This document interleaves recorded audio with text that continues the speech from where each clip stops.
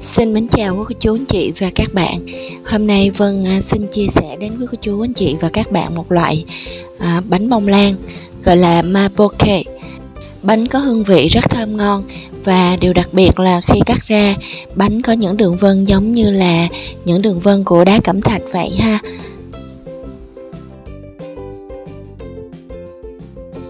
Đây là tất cả nguyên liệu mà Vân đã chuẩn bị để làm bánh. Vân sẽ ghi chi tiết ở dưới phần mô tả. Quý cô chú anh chị và các bạn mình cần thì vào phần mô tả xem nha. 185g bơ lạc, 135g trứng gà, sữa tươi không đường 80g, đường cát trắng 150g, bột mì đa dụng 160g, bột bắp 10g, bột matcha 5g, bột sữa 10g và bột nổi baking powder 5g. Đầu tiên thì mình sẽ cho tất cả các loại bột đã chuẩn bị vào rây. Mình rây cho mịn trừ bột matcha ra.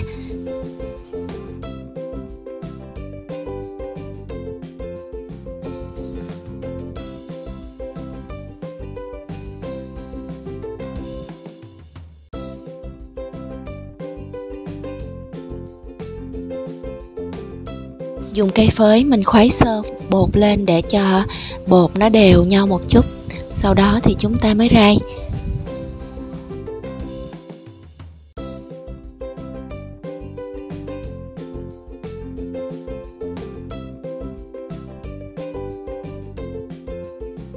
Bơ lạc thì chúng ta làm mềm bơ ở nhiệt độ phòng. Cho đường và bơ vào chung với nhau, sau đó mình dùng máy đánh trứng, mình đánh cho bong trắng phần bơ này lên. Ban đầu thì mình chỉ vặn máy đánh ở tốc độ 1 thôi, chủ yếu là mình làm cho bơ và đường hòa quyện vào với nhau. Khi mà mình thấy bơ đã hòa quyện vào chung với đường thì chúng ta sẽ tăng lên tốc độ thứ 2 và cứ giữ vững tốc độ như vậy đánh cho đến khi bơ bong trắng. Quý cô chú anh chị và các bạn lưu ý, khi chúng ta đánh bơ thì bơ tuy là bơ mềm nhưng mà bơ vẫn còn độ lạnh nha. Khi đánh bơ chúng ta phải canh, không đánh bơ quá lâu, vì đánh bơ quá lâu bơ sẽ tạo nhiệt và bị chảy là không được nha.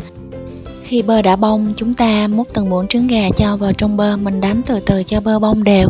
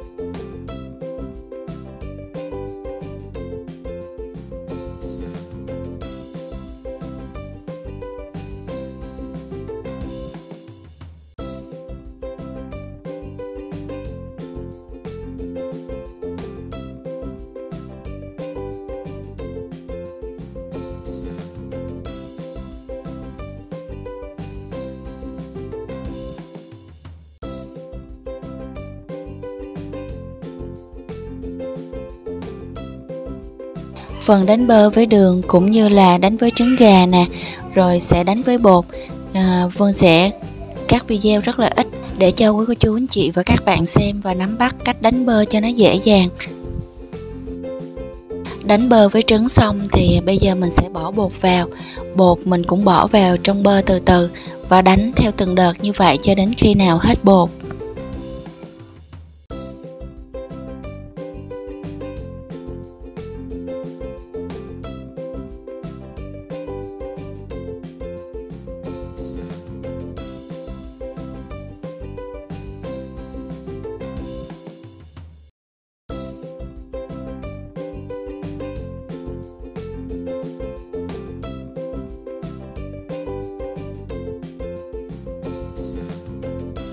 Cho bột vào xong thì mình sẽ bỏ sữa vào.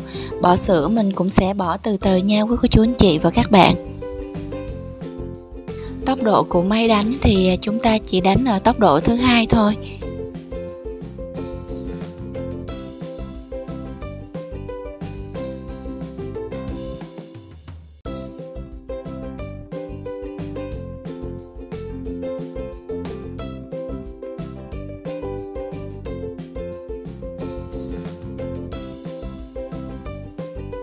Đánh bột đều, mình chia bột ra làm 2 phần. Một phần mình giữ nguyên màu trắng, còn một phần bột còn lại mình trộn với bột matcha đã chuẩn bị.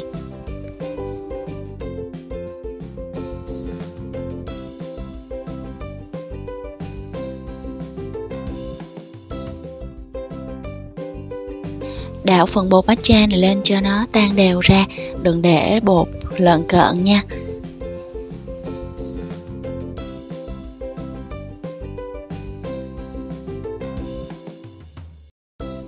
Sau khi trộn bột xong, mình cho bột vào túi bắt kem để tí nữa chúng ta bóp bột vào trong khuôn cho nó dễ.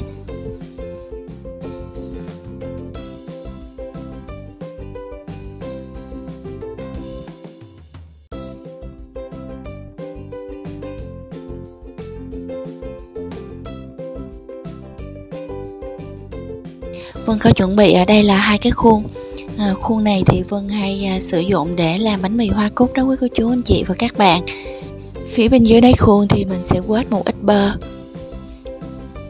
và lót giấy nến vào khuôn.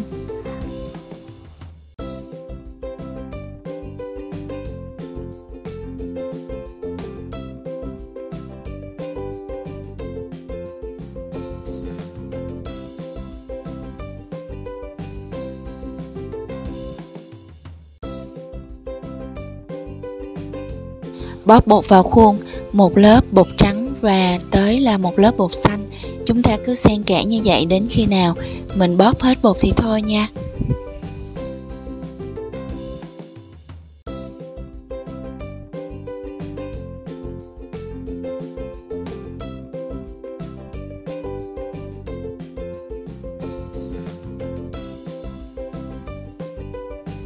Cho bột vào khuôn xong, mình mang nướng bánh ở 160 độ trong vòng 40 phút.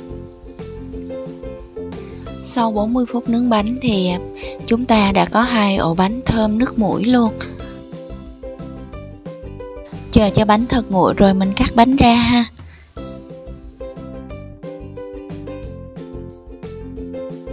Bánh này sử dụng hàm lượng bơ rất nhiều, vì vậy bánh sẽ rất ngon khi mình dùng lạnh. Cắt bánh ra nè, trên từng lát bánh có những đường vân rất là đẹp. Lúc này bánh nguội rồi nhưng mà bánh cũng còn rất là mềm.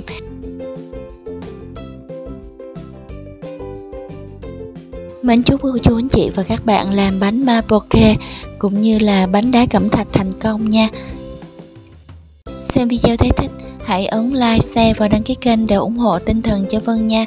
Và cũng như không bỏ lỡ những video hay tiếp theo mà Vân gửi đến với cô chú anh chị và các bạn.